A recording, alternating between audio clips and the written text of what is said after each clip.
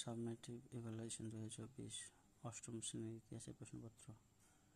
দেখো, ঔরঙ্গজেবের শাসনকালে মসুদ কুলি খাঁ ছিলেন বাংলার দেওয়ান হবে। বণিকের মানদণ্ড ক্রমে রাজদণ্ডে পরিণত হলো।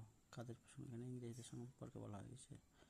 এশিয়াটিক সোসাইটি প্রতিষ্ঠিত হয়েছিল 1784 খ্রিস্টাব্দে।